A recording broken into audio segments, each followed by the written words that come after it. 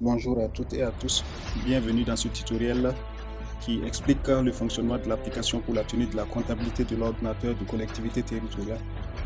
Donc, il faut dire que c'est une application qui a pour but d'aider le comptable au niveau de l'ordinateur dans la production de ces situations, notamment les fiches d'engagement, les bordereaux de liquidation, les bordereaux d'émission d'ordonnances de paiement, les ordonnances de paiement, ainsi que les avis de crédit. Et au-delà de ça, ça permet d'avoir une situation globale du fonctionnement et d'avoir la situation synthétique à un instant T, notamment pouvoir avoir en fait les dépenses engagées non mandatées, la liste des dépenses engagées non mandatées à une date donnée, et également la liste par compte budgétaire des dépenses, notamment à travers les fiches de compte et d'autres situations également. Donc c'est une application, il faut dire, la première version a été faite en 2023 et la deuxième version actuellement c'est la version 2024. Et je tiens également vraiment à remercier toutes ces personnes qui ont apporté leurs contributions diverses depuis la version 2023. Merci à toutes et à tous pour vos diverses contributions et je dirais également que ces contributions seront toujours attendues dans le cadre de cette nouvelle version 2024. Donc, sans plus tarder, c'est montrer un peu le fonctionnement des différents boutons. Qu'est-ce que chaque bouton permet de faire? Donc, si on ouvre l'application, on tombe sur la page accueil qui se présente comme cela. Donc, sur ce formulaire, on a le menu principal qui va nous permettre d'entrer dans la saisie même des données.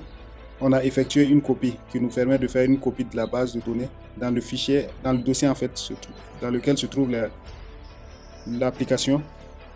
Et à les conditions, la licence et à le bouton quitter l'application. Donc si je prends effectuer une copie, voici un peu le dossier dans lequel se trouve. Voici le dossier. Donc si je fais une copie, effectuer une copie, donc immédiatement ça crée un dossier au niveau de là où se trouve l'application. Ça crée un dossier, ça fait une copie à l'intérieur. Donc ça, nous allons l'utiliser lorsque nous voulons faire des modifications dont on ne sait pas est-ce que ça va prendre ou pas. Donc, on va préférer faire une copie, faire nos modifications. Et bon, si ça prend, on continue. Si ça ne prend pas, on a toujours l'ancienne version qu'on peut toujours utiliser pour continuer. Et également, c'est faire des copies périodiques à la suite de chaque modification. Donc, de manière périodique, surtout pour avoir la base de données. Toujours la dernière version en copie. Comme on le sait, bon, avec les coupures et autres qui font interrompre de manière brusque les ordinateurs parce qu'il n'y a pas d'onduleur, bon, ça joue un peu sur le fichier Access. Donc, c'est mieux de faire des copies périodiques. Là, c'est pour quitter l'application. Donc, avant de quitter, on peut faire une copie et quitter, comme on peut quitter sans copie.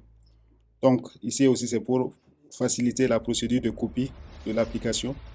Donc, pour faciliter un peu, au moment où on a fait des modifications, on vient ici avant de quitter, on peut faire une copie et quitter. Et là, on quitte. Et il y a une copie de la dernière version de l'application qui est faite en même temps dans le dossier approprié. Donc maintenant, si on rentre à l'intérieur de l'application, voici comment ça se présente. Donc, dans le menu principal, on a les différents boutons. Info sur collectivité, budget et documents modificatifs, état de salaire mensuel du personnel, état de synthèse périodique, consommation des ressources externes, reçu de demande de liquidation et engagement et liquidation de dépenses. Donc ça, c'est pour une commune, on a essayé de prendre ça comme exemple. Et en bas ici, on a la liaison avec la comptabilité du receveur de CT. Puisqu'il y a l'application version comptabilité du receveur, donc il y a une liaison entre les deux applications.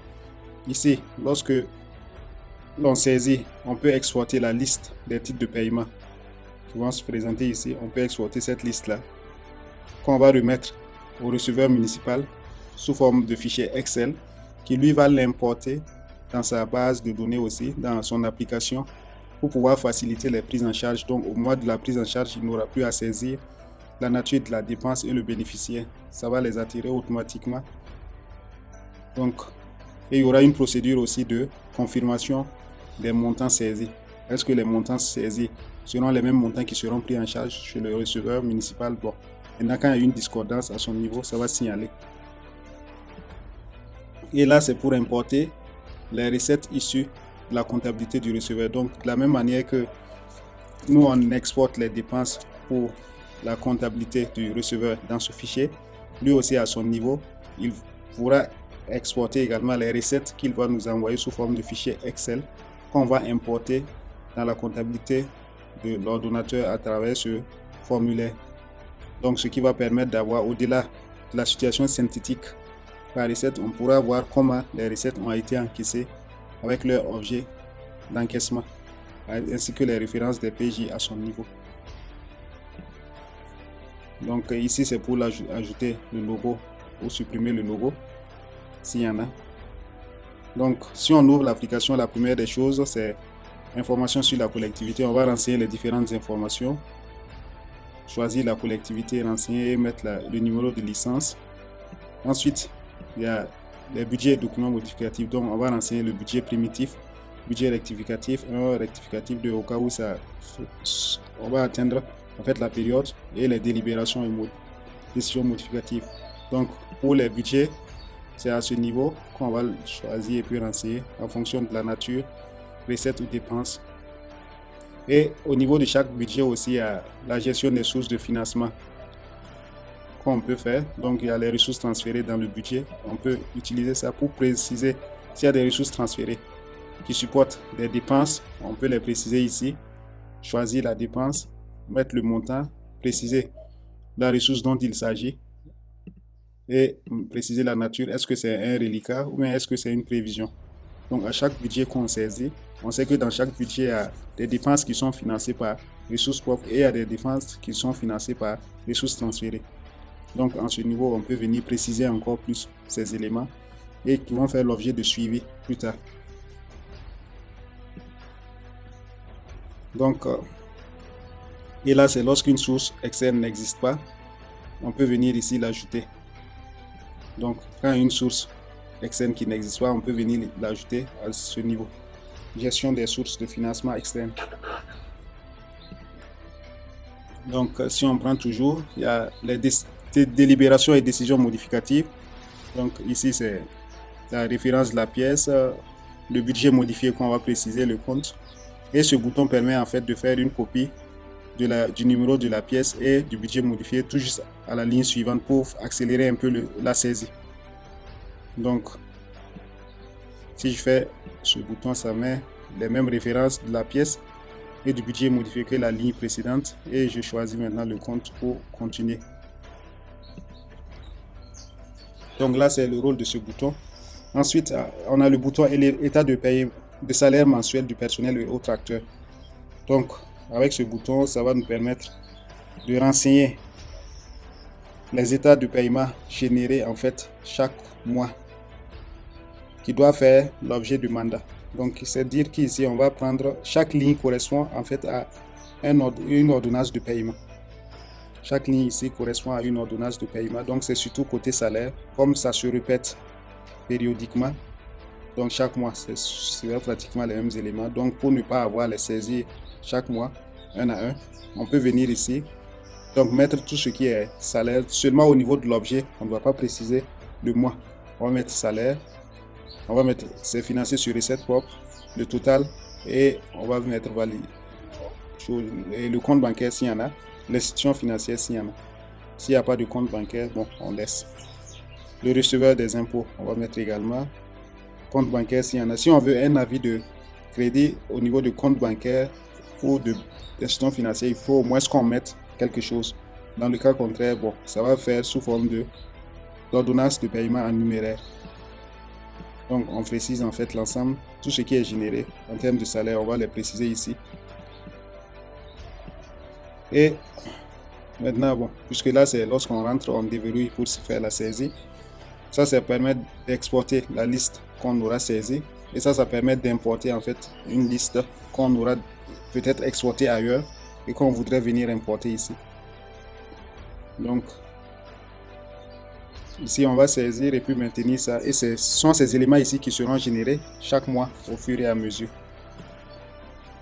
Donc, une fois qu'on finit avec les états de salaire mensuel du personnel et autres acteurs, on a l'état de synthèse périodique, ça, on va le voir après. Ici, on va passer maintenant à engagement, liquidation et mandatement de dépenses. Donc, c'est ici que se fera tout le travail en fait. Donc, si on rentre à l'intérieur, on verra qu'il y a généré les salaires du mois en une seule fois. Donc, là, ça va permettre de générer en fait les salaires du mois. Engagement et ou mandatement de dépenses. Donc, ça, c'est pour les autres natures de dépenses, notamment les marchés, les frais de mission, les rappels de salaire, tout ce qui est haute dépenses, on va le faire ici. Engagement et mandatement de dépenses à PJ unique. Là, c'est lorsqu'on a plusieurs mandats qui sont sous-tendus par la même pièce. Au lieu de répéter, on va mettre les références de la pièce en une seule fois et on va citer en fait les différents mandats en enregistrement pour les générer. Donc, il faut dire que ça va plus aller pour les avancements où il y a des rappels qui sont faits ou sur un arrêté d'avancement, on a plusieurs noms. Donc, on peut se baser sur cet arrêté d'avancement pour faire les ordonnances de paiement pour plusieurs personnes. Là, c'est pour générer le bordereau d'émission de mandat. En bas, c'est les situations produites qu'on pourra imprimer, fiche d'engagement de dépenses, bordereau de liquidation de dépenses, bordereau d'émission de mandat, mandat de paiement, ordre de virement. Donc, ça, c'est les impressions des différentes situations. Là, c'est modification et suppression des enrichissements, modification, enrichissement, suppression, bordereau. Donc, ça va toujours supprimer le dernier bordereau et suppression des enrichissements au cas où on constaterait qu'il y a un enrichissement qu'on a fait, qu'on ne veut plus. Là, on le supprime carrément. Ici, ça me donne les fiches d'engagement, les fiches de compte, les engagements non mandatés et autres. Donc, on a fiche de compte de dépenses, les dépenses engagées non mandatées et les restes à réaliser sur engagement et mandatement. Donc, ici, on aura annulation d'engagement de dépenses, annulation de mandatement et d'engagement et bordereau et mandat d'annulation. Donc, si on prend générer les salaires du mois en une seule fois, ça va nous donner. Ici, il va s'agir de choisir le mois. Donc, on avait généré ici jusqu'au mois d'octobre. Donc, si je prends le mois de novembre. Donc, et c'est là où on a dit, ça rappelle en fait toutes les informations saisies dans l'état de salaire mensuel. Donc, une fois que ça va rappeler, on va saisir, on va choisir la date de création, le mois concerné. On va générer. Vous êtes-vous assuré de l'exactitude des montants des titres de paiement et des autres informations pour le mois concerné? Oui. Donc, ça nous envoie à ce niveau. Donc, on peut faire une vérification des crédits budgétaires. Donc, ça, c'est les crédits budgétaires initial, montant que je veux dépenser ici. Les disponibilités, on voit que ça supporte largement. Donc, le crédit budgétaire est suffisant. Ça, c'est le total du mois que je vais générer, 3 273 884. Donc, une fois que c'est bon, je confirme. Et engagement et mandatement effectué avec succès. Donc, je viens ici de générer en fait le salaire du mois de novembre. Donc, je vais venir ici, générer le bordereau d'émission de mandat, juste pour maintenant créer. Donc là, on se trouve à une situation où on a un bordereau 76 qui va se créer. Donc, j'ai dit, je veux que ça parte du mandat 411 au mandat 441 en une seule fois. Je fais la confirmation et mon bordereau est créé. Et en même temps, j'aurai mes fiches d'engagement. Donc, pour la période que je viens de générer, c'était novembre. Voici ce que je viens de générer tout de suite. Donc, fiche d'engagement. Voici ça. Donc là, c'est 65, 71, 66, 10, 66, 30. Et j'ai mes différents éléments: crédit ouvert, engagement antérieur, crédit disponible, présent engagement, total engagement, disponible après engagement, et en fonction du chapitre, article et paragraphe. Donc, et là, si on sort, en même temps, au niveau de ce formulaire, c'est voir lorsque nous sommes dans une situation de réengagement et qu'on voudrait voir au niveau du titre réengagement, on va sélectionner oui. Et lorsqu'on est dans une situation où on affiche l'ID du CF pour des raisons données, peut-être de non-disponibilité du contrôleur financier ou bien à une autre personne qui assure l'intérim, on voudrait tirer une fiche d'engagement et on ne voudrait pas que ça comporte en fait le nom du contrôleur financier actuel. Donc on peut faire non et on va tirer la fiche en soi. On verra que c'est fiche de réengagement qui va sortir et en soi d'identité du contrôleur financier ne sort pas. Mais par défaut, c'est non et au niveau du réengagement qui est là et affiché oui qui est là. Donc en même temps, on a le bordereau. Donc si je prends la date du premier, voici les bordereaux de liquidation qui vont se faire en même temps. Donc là, c'est comme je l'ai dit, c'est un élément qui vient parce que la page est souvent supérieure et ça, c'est compte tenu de l'imprimante qu'on choisit. Donc ici, je vais changer juste l'imprimante pour faciliter. Puisqu'en fonction des imprimantes, ont souvent des marges. Et lorsqu'on déborde, en fait, la marge de l'imprimante, ça signale cela. Et d'une imprimante à une autre, les marges minimales, en fait, diffèrent. Donc, si je reviens, on va voir que cette fois-ci, ça passe sans problème. Donc, ça, c'est bordereau de liquidation 24 sous un format et sous un autre format où il y a les pièces justificatives qui vont sortir. Donc, c'est à chacun selon son choix. Ensuite, après les bordereaux de liquidation de dépenses, il y a les bordereaux d'émission de mandat. Donc, on est au dernier bordereau et ça va se présenter ainsi.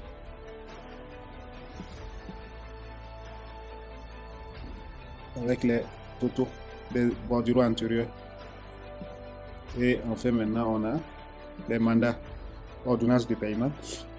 Donc, on va prendre le dernier bordereau, ce qui est le 62. C'est ce qu'on vient de créer. Voici les impressions des titres de paiement. Donc ça, c'est une ordonnance de paiement sous forme numéraire. Ça, c'est sous forme de virement.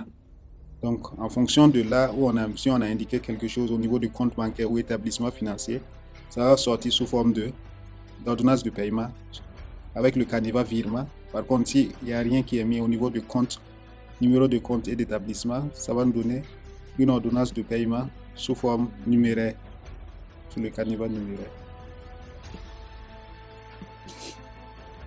Et il y a les ordres de virement aussi qui seront créés pour les ordonnances de paiement pour lesquelles on a mis le numéro de compte et d'établissement. Donc c'est là où on aura des ordres de virement à vie de crédit. Donc c'est dire qu'une fois qu'on a généré les salaires, on a généré le bordereau d'émission, il nous reste juste à venir imprimer les différentes situations qu'on va donner à signer et voilà, bon c'est fini comme cela. Et par exemple, si on vient pour le mois de décembre, on va faire la même chose. Donc je vais prendre décembre, je vais générer. Vérification des crédits budgétaires, c'est suffisant. Je génère, c'est bon. Et je pas créer mon bordereau 77 et c'est fini. Donc là, c'est pour générer vraiment les mandats. Et ça va permettre également, je ne peux pas générer le même mois 2 fois, donc ça va nous signaler cela. Maintenant, au-delà de ça, maintenant pour les autres natures de dépenses, on va utiliser plus ce bouton engagement et ou mandatement de dépenses. Donc là, quand on va entrer dans ce formulaire, on va d'abord préciser est-ce que c'est un engagement uniquement qu'on veut faire, notamment pour les marchés, où il y a d'abord l'engagement qui est fait. Ensuite, maintenant, pendant un certain temps d'exécution, lorsque le prestataire a fini, on va faire maintenant le mandatement. Donc, il y a des situations où on a engagement et mandatement simultanés. Donc, c'est notamment les cas des frais de mission, des rappels de salaire ou des dépenses faites sur décision de déblocage. Donc, on n'a pas besoin de faire un engagement, d'attendre un temps pour faire un mandatement. Et enfin, il y a les mandatements après engagement qui va se faire lorsque l'engagement a été fait et on attend le mandatement après. Quand ça va venir, c'est ce bouton qu'on va choisir. Donc, dans notre cas, si on prend engagement, on va préciser la date, le compte concerné. À partir du choix du compte, il y a le crédit budgétaire qui va s'afficher. On va choisir les ressources. Est-ce que c'est ressources propres, État partenaire ou bien conjointe? Donc, et en fonction de choix, il y a l'un des boutons qui va se débloquer ici, ou les deux lorsque c'est conjointe. On va saisir le bénéficiaire, la nature de la dépense, les numéros de compte bancaire s'il y en a, l'établissement financier. Et là, on va citer en fait la liste des pièces justificatives qui accompagnent en fait la dépense. Et lorsque c'est une nature de dépense d'engagement seulement, on va préciser ici, est-ce que c'est un marché à ordre de commande ou bien non pas à ordre de commande. Donc on va préciser oui ou non selon que ce soit à ordre de commande ou à non ordre de commande. Donc il faut dire que quand c'est à ordre de commande, lorsqu'on va faire le mandatement, on pourra saisir un montant différent du montant engagé. Par contre, si ce n'est pas un marché à ordre de commande, le montant engagé sera forcément égal au montant qu'on va saisir lors du rappel pour mandatement. Donc on ne pourra pas modifier à ce niveau ni le montant ni l'objet. Mais par contre, si c'est un marché à ordre de commande, on pourra modifier le montant ou l'objet et la nature de la dépense lorsqu'on va rappeler pour mandatement. Donc ici, c'est engagement et mandatement simultané. Donc c'est les mêmes informations qu'on va renseigner et puis valider. Ça va créer en même temps l'engagement et le mandat. Et on va juste aller générer le bordereau d'émission. Donc là, on aura le mandatement après engagement. Donc s'il y a des dépenses qui sont engagées mais non encore mandatées, ça va s'afficher sur la liste ici. Et il suffit qu'on choisisse, ça va rappeler ces informations. Et on va compléter avec la date pour faire le mandatement. Et on pourra également ajouter des pièces justificatives qui permettent de faire le mandatement. Donc voici un peu présenté cette procédure en fait d'engagement et de mandatement. Donc engagement, mandatement de dépenses. Donc ici c'est engagement et mandatement de dépenses à PJ unique, c'est comme on l'avait dit. Ici c'est lorsque c'est une seule pièce qui sous-tend la dépense. Donc on pourra venir ici mettre la nature de la dépense en une seule fois, les références de la pièce justificative et on va préciser maintenant les bénéficiaires et l'objet pour les différentes lignes. Donc ici chaque ligne sera en fait considérée comme une ordonnance de paiement. Donc chaque ligne correspond à une ordonnance de paiement. Autant de lignes qu'on a, on aura autant d'ordonnances de paiement qui en fait utilisent la même pièce comme pièce justificative. Donc là, on avait dit c'est pour générer le bordereau d'émission de mandat. Donc il n'existe pas de mandat en attente de création de bordereau. Là, c'est pour l'impression des différentes situations. Donc ici, c'est pour la modification des enregistrements. Donc si je regarde ici, on avait 70, 1, engagement 1. Donc si je viens ici, s'il y a une erreur par rapport à un engagement non mandaté, je vais le rappeler ici avec son numéro. Je fais chercher et là je peux procéder à des modifications de cet engagement non mandaté et valider et attendre maintenant la suite pour l'engagement. Maintenant, si la dépense a déjà fait l'objet de mandatement, c'est ici que je vais choisir. Et en ce moment, je vais chercher le numéro du mandat concerné. Je vais faire le rappel et en ce moment, je vais modifier à ce niveau.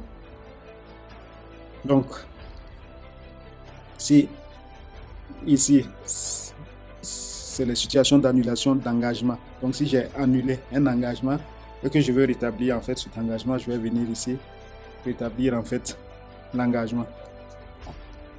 Ça, c'est annulation de mandatement. Donc, si j'ai fait une annulation d'un mandat et que je vais rétablir, donc je vais revenir ici, faire rétablir en fait. Donc, ça, c'est des boutons qu'on va utiliser suite à l'annulation des ordonnances de paiement ou des engagements qu'on aura fait. Avec ce bouton, c'est suppression bordereau. Donc, là, c'est toujours le dernier bordereau. Par exemple, on est au bordereau 77. Si j'ai fait une erreur par rapport à ce bordereau, il y a des mandats que je ne voulais pas mettre dessus. Je peux supprimer le bordereau et repartir générer en fait les mandats en question. Donc ça me permet de revenir en fait sur le bordereau, le dernier bordereau d'émission pour la classification de mes mandats.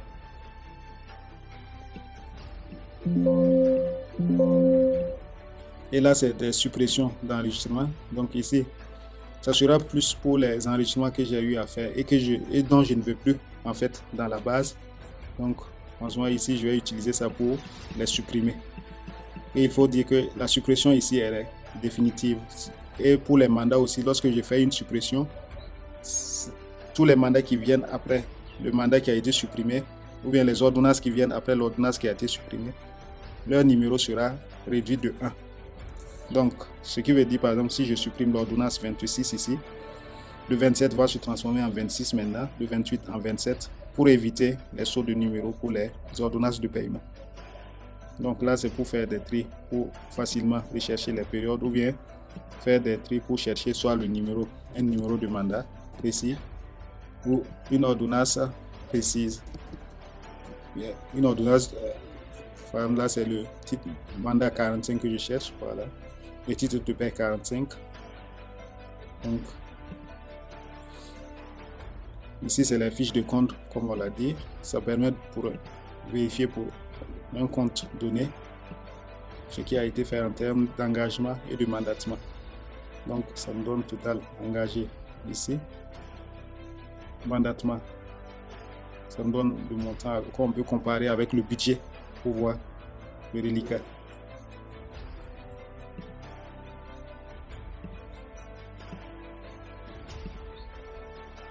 Donc là, c'est les dépenses engagées non mandatées qu'on peut avoir à chaque instant, à tout moment. Et là, c'est les restes à réaliser sur engagement et mandatement aussi, qu'on peut avoir à tout moment.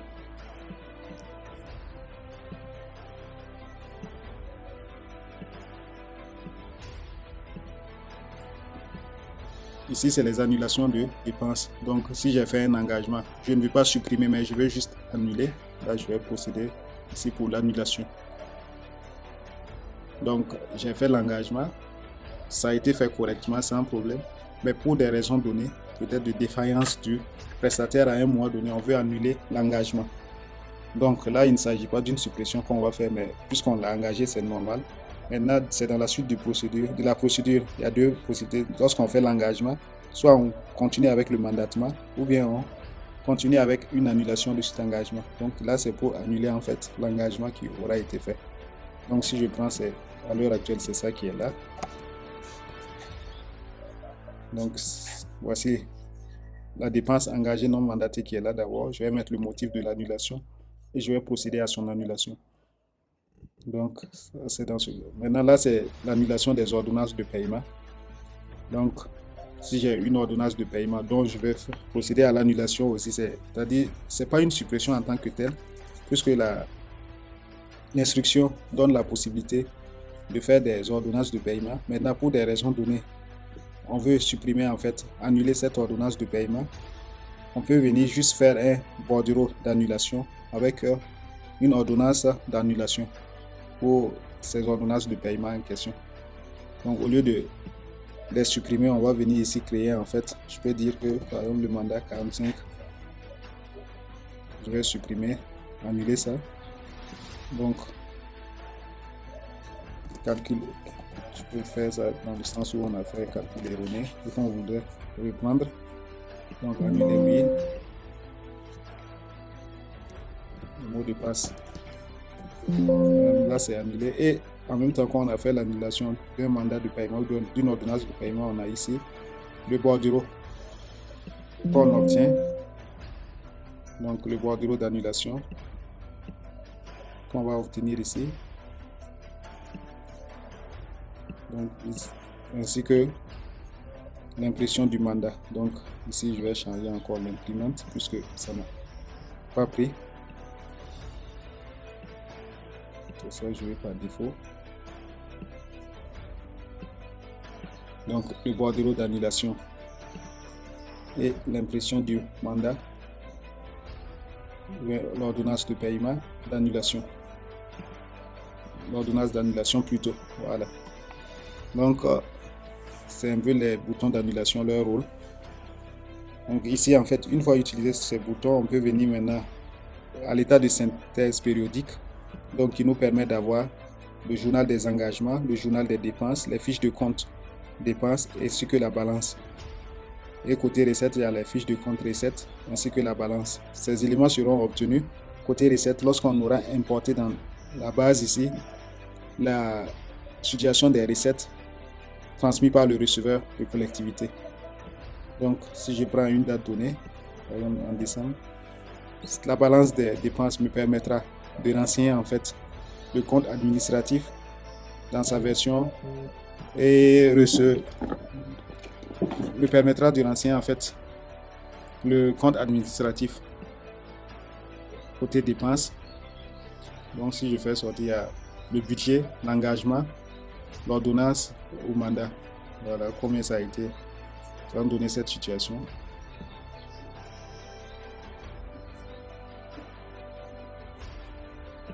Et la balance des recettes aussi, ça va nous permettre de renseigner le compte administratif dans sa partie recettes en fait.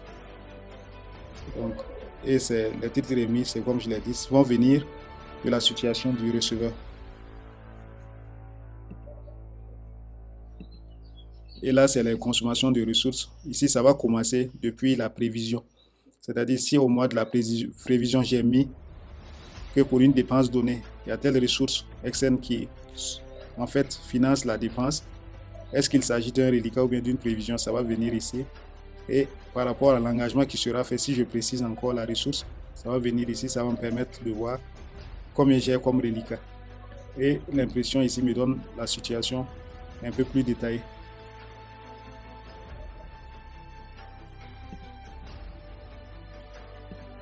Donc, et ici, on a les reçus de demande de liquidation qu'on a ajouté par rapport à la version de 2023. Donc, ici, lorsqu'on prend les reçus de demande de liquidation, il y aura la gestion du timbre de l'état du reçu de demande de liquidation. Donc, ici, timbre la région, la province, la collectivité, le service 1, service 2, s'il y en a. S'il n'y a pas, on efface tout simplement. Donc là, on va mettre le thème qui va sortir au niveau du reçu de demande de liquidation. La création, c'est à travers ce formulaire où on va renseigner les différents éléments avec les... Ici, c'est le nombre de pièces J, justificatif, le libellé et les références en fait qu'on va mettre au fur et à mesure. Et valider. En cas de modification, on va venir ici pour choisir le reçu de demande de liquidation à modifier. Ça va rappeler les informations et on va procéder aux différentes modifications qu'on va modifier. Lorsqu'on veut supprimer aussi, c'est à travers ce formulaire. On va supprimer avec le mot de passe, supprimer. Donc, une fois qu'on a saisi, on a fait la création du reçu de demande de liquidation, on veut procéder à l'impression, c'est à travers ce bouton. Donc, on va passer par... Ça va rappeler en fait les informations du reçu de demande de liquidation et à les impressions à deux modèles. Le modèle 1 qu'on a proposé se présente ainsi et à modèle 2 aussi qui est là, qui se présente ainsi. Donc ça sera au choix en fonction de chacun avec le modèle qu'il va opter.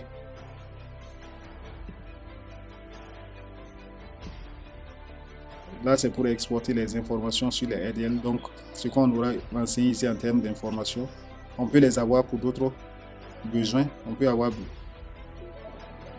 aussi, avoir besoin de ces éléments pour d'autres situations. Donc, ce bouton permet d'exporter les informations qu'on aura renseignées ici sur un fichier Excel aussi, qu'on peut utiliser à d'autres fins.